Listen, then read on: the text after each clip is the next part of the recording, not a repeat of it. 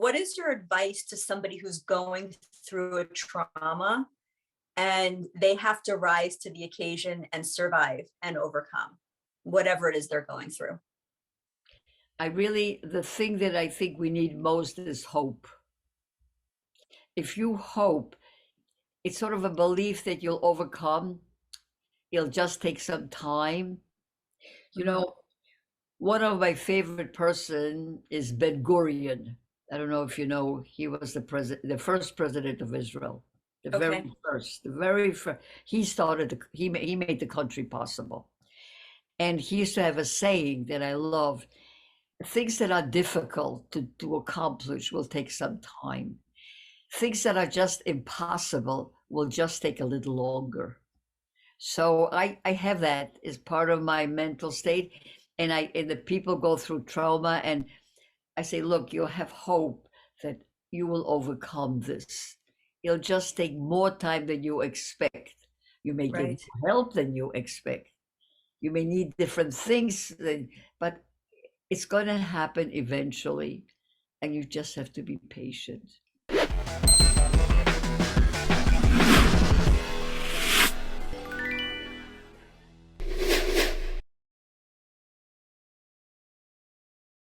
First of all, I have to tell you, I am so nervous, and I've done hundreds of interviews, and after reading your book, I said, I've got to get this right. This is one of the most important stories I've ever bared witness to. So I just need you to know that.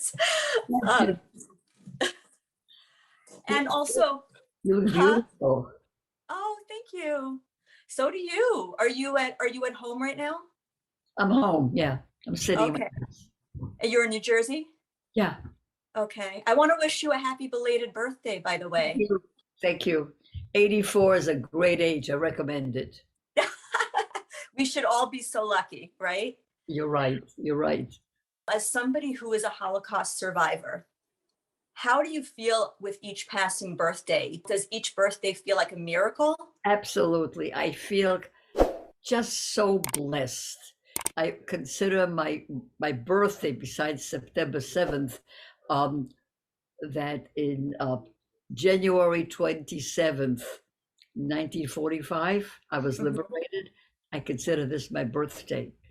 So every year, every so often, I get a birthday card from different people on January 27th.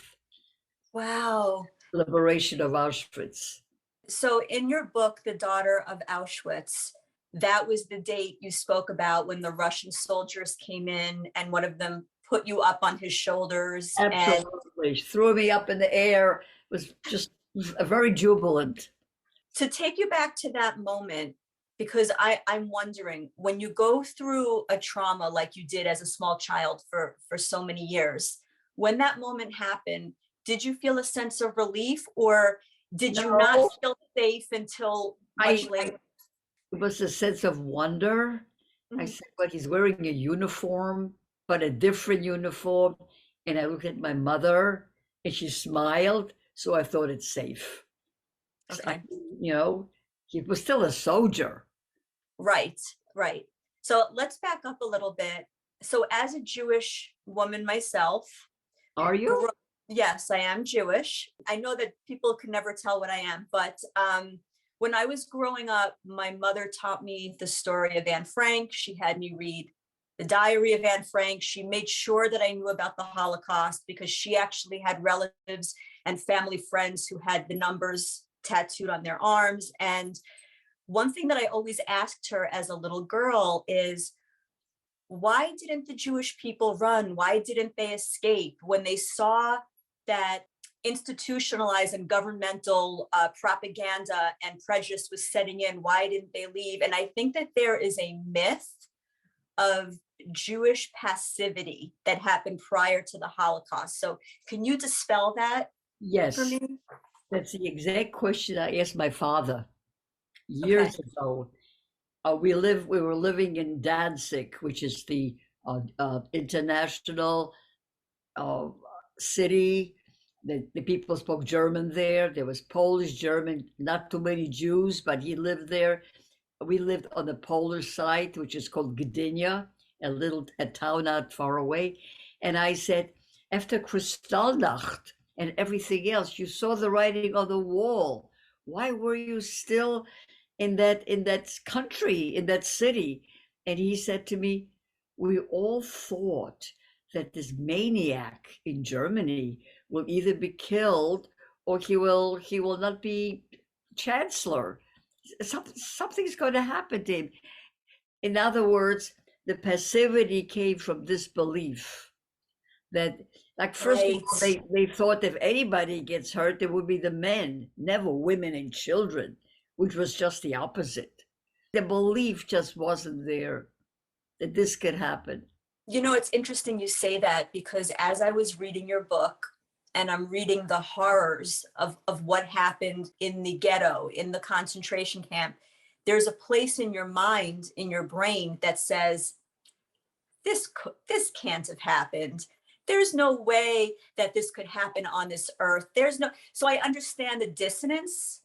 And I think that people don't understand that before something unprecedented happens for the first time, it's almost like prior to 9/11, would you have ever thought in a Exactly. million years? Yeah, Yeah, would you think that 3,000 people, something like that, would you believe that in the middle of Manhattan, people would jump off to their deaths? right. There were a lot of people who were jumping.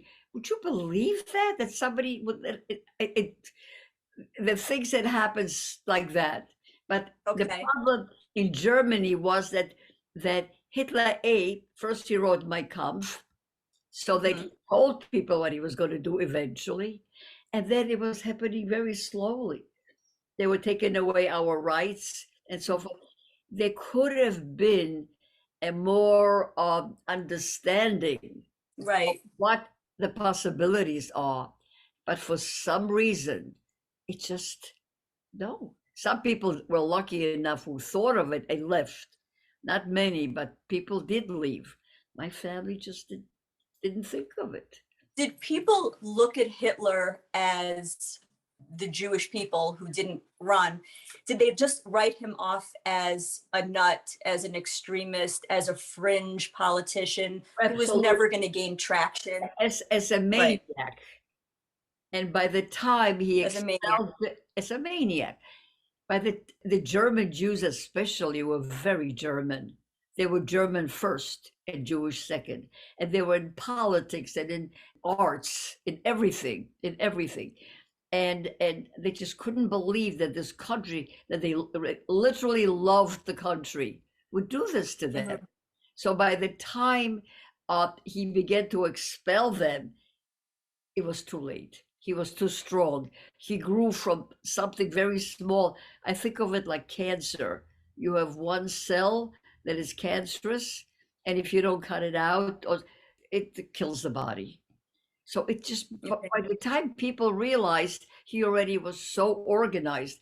And I must tell you something else. He had a lot of people helping him.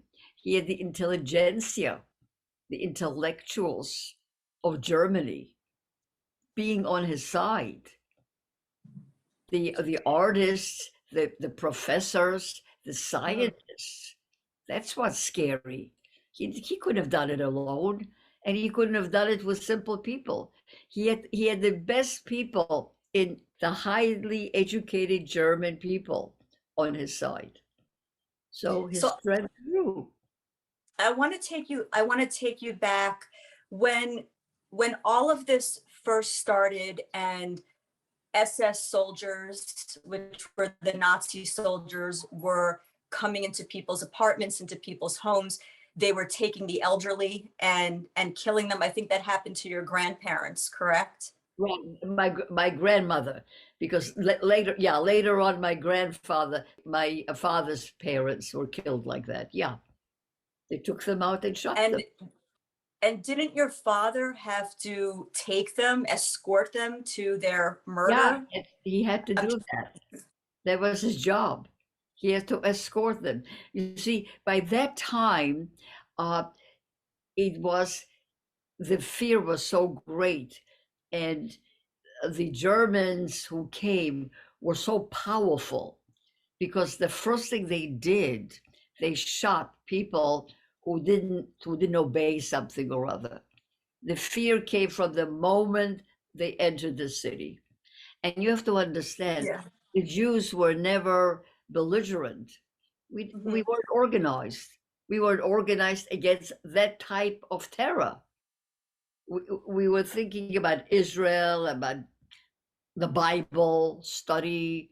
Who thought of being military? So you're saying it was the element of surprise. Because, Absolutely. right. They came into Thomas Mazowiecki, and the first thing they asked was a certain amount of money. I don't remember how much. It's in a book, maybe like 1,000,000,000 zlotys. I don't know how much it is in dollars. And it took the community, the elders, there was a committee to organize it. And if they didn't get it fast enough, they were either beaten to death or shot. It was just like that. Now, these people were very prominent people in the community. If they said to the Jewish population, we need that much money to give to the Germans, maybe they will leave us alone, Right. people would do it, but they didn't do it fast enough. So the So power immediately, so they took basically over. what happened was they would invade a city, they would intimidate through arbitrary murders, they would frighten the people, they would start extorting the Jewish people, they started terrorizing the Jewish people, they started killing the elderly. They killed not only elderly, But children. I mean, before you were stripped of your belongings and taken to the Jewish ghetto, Yeah, it was like intimidation, building on intimidation, building on intimidation. absolutely. Now, Absolutely. you were only 3 when the Nazis invaded Poland. Were you 3 or 4? Even younger. No, I was a little bit younger. I was like 2. They came in 1940, 2 years old. I was born in 38, about 2 years old. And we moved, we lived in a different city, I told you, in northern Poland. And then we came to, my father and mother wanted to go back in order to be with their parents. Mhm. I mean, in a time like that, you want to go home. Some people went to Palestine. I'm not even sure we had the money, but some people saw the terror right away. But Right. and when we arrived back to our hometown where my parents were born, they already had to go to the ghetto because their families were already behind some wall in the ghetto. So we moved there right Okay. away. So what happens when you're 2 years old, you're 3 years old, you're 4 years old? Can you process feelings like anxiety, fright, depression? Um, what were you able to process at that young age? No, and not fright, yes.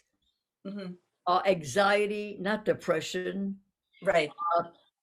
My job was one job that I was taught by my mother, to be safe. Hmm. I knew that I cannot be seen. So when they came into our room, our little apartment, I was under the table.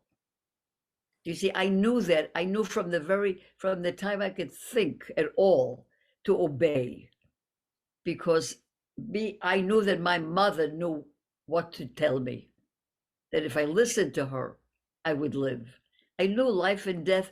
I saw shootings, I heard Hmm. screamings. I'm not sure I knew what death was, but I knew Okay. that people won't come back anymore. Right. What's interesting is that as a mother, and you as a mother and a grandmother, we're always talking about some of the things that are going on in the world. So we've had a lot of mass shootings, we've had a pandemic, we've had a lot of crazy things going on in the world. And there's always the conversation that comes up in the news or even in schools, how to communicate these things to children in an age appropriate way, how to communicate what's going on in the world and not frighten children.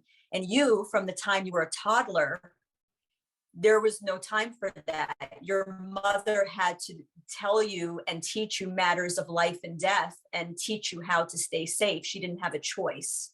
In mothering your own children and even now in being a grandmother, how has that impacted how you communicated hard things that go on in the world with your children and grandchildren? And when did you feel it was age appropriate to discuss what went on during the Holocaust with your I children I and think it's always grandchildren? age appropriate when they ask. Okay.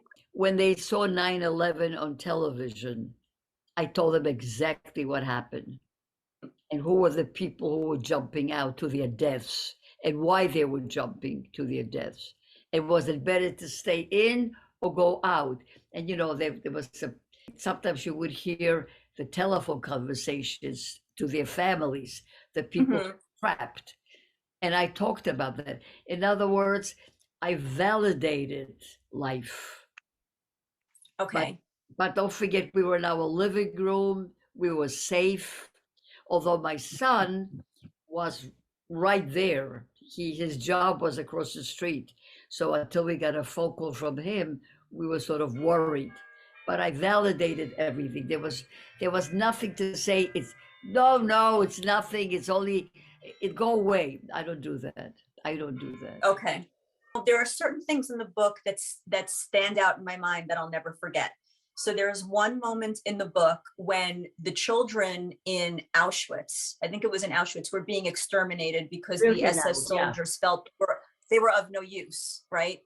So the right. children were being exterminated, and your mother shrewdly hid you. And at one point, she had you hide underneath the corpse of a dead woman, right? Right. So you were hiding underneath a Yeah, corpse, and it she was with a said, corpse. "Don't move She integrated my with body a corpse." with a corpse. Yeah. And how old were you Oh, when but that that was happened? the end of the war. I was 6.5. By then I was You were six and six a and a half. half. Yeah, yeah. It was So, just a so few. she said to you, she said, "Stay integrated with this corpse, breathe Right. And shallowly, don't she talk, don't move." placed my head in a certain way. I knew what she was. She was manipulating my body so that my mouth, I'd be breathing into the ground, into the mattress, not up, and that my legs were between the legs of that woman. I remembered exactly because she put my body in a position, and I allowed it. Of course, I knew that meant. See, I trusted her 100%, and then Right. she covered up with a blanket, and all that was visible was the woman's head like that, and her hands were on top of the blanket out, so that she knew the Germans are going to come and check because they wanted to leave no witnesses. So they were going to Right. kill anybody that looked dead but wasn't. So Okay. she told me not to breathe too much. And so therefore you were spared. And I think, didn't you say in your barracks or in where you were the only child who was spared because your mother shrewdly hid you the way that she did? Because every other child was No, murdered, no, correct? not no. I don't know what happened to the other children. Um, Okay. but I did meet a few children after the war. After the war, there were 5 children that came back from Auschwitz to my hometown out of hundreds. Wow. And at 6, did you even feel the fear or the trauma of clinging to a corpse? Or your mind couldn't even go there because you just knew you had to stay alive It was nothing. What I've seen till at that point? then, a corpse can't hurt you. In fact, Right. I want to tell you, the corpse must have died very shortly because the lady, a young woman, was still warm. So I clung to her, to the body for warmth Right. until it became cold. I wasn't scared of the corpse. Wow.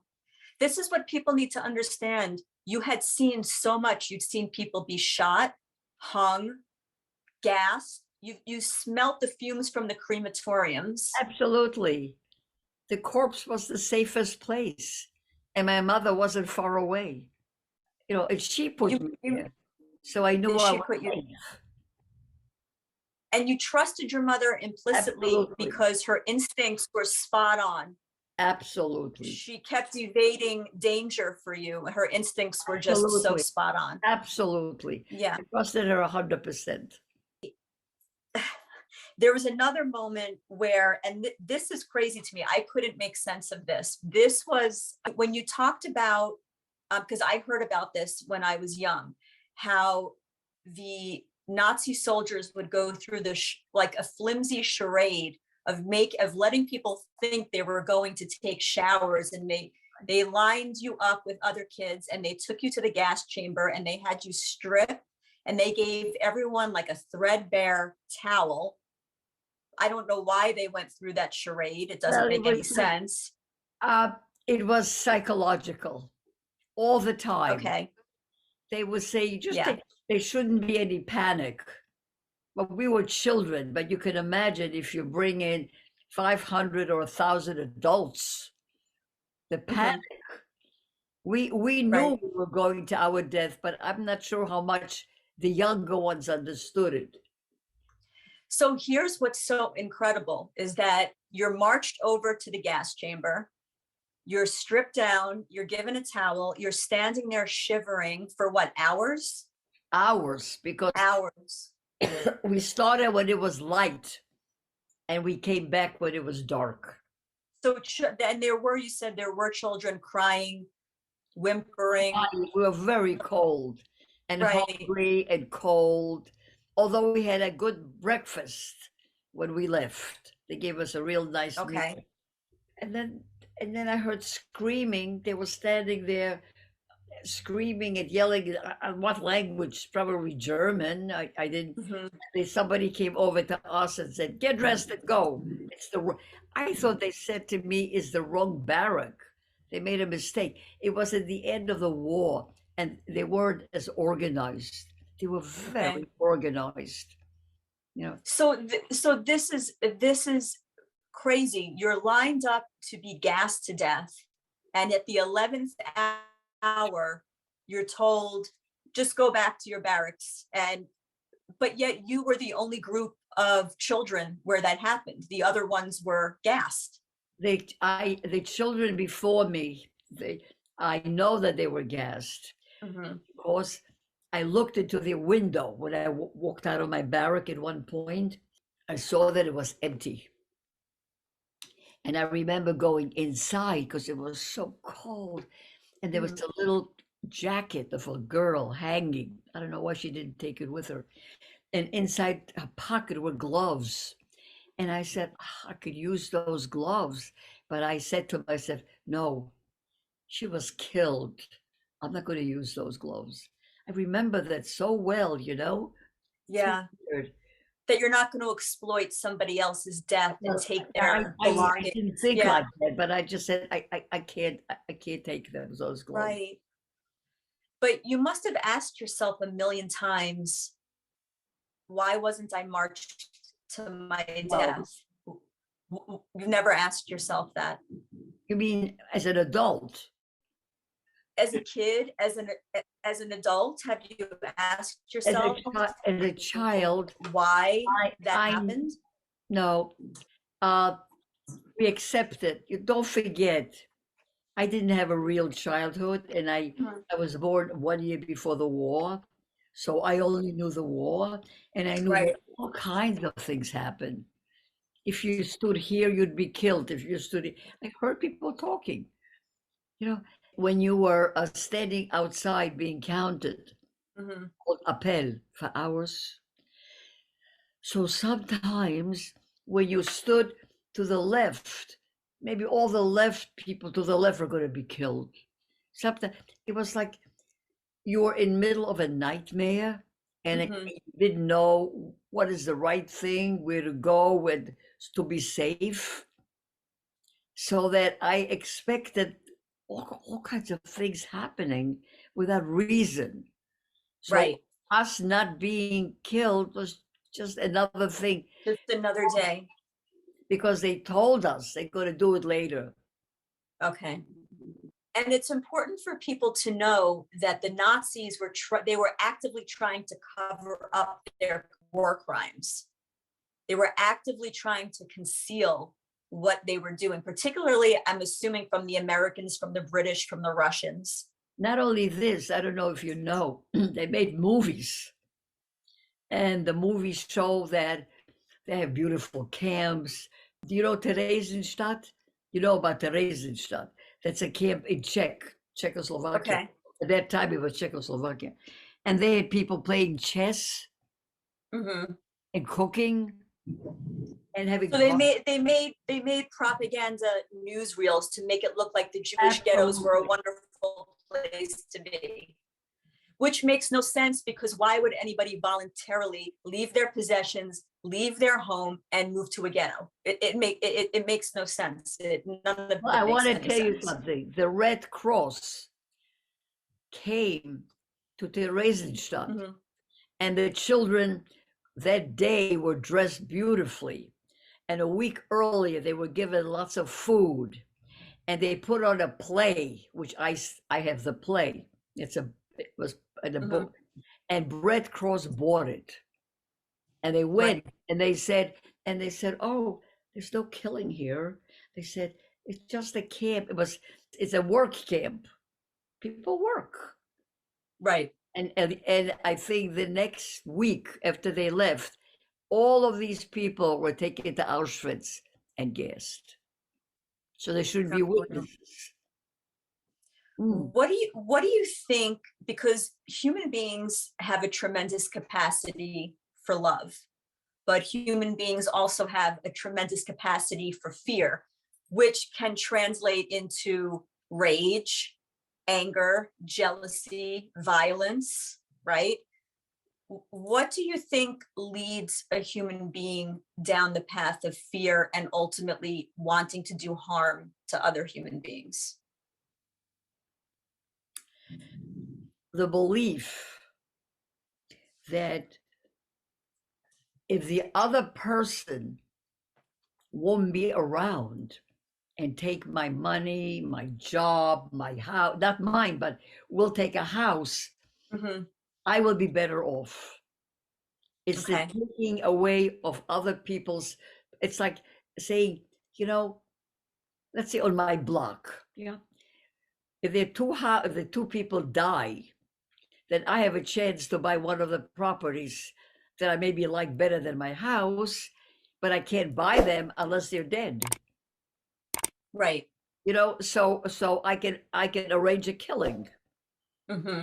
Do you know what I'm saying? Yes, I It's the do. belief. It is the belief that you will be better off if you get rid of the other in Right. every way, financially, emotionally. There'll be more space. There'll be more money. You'll have better choices.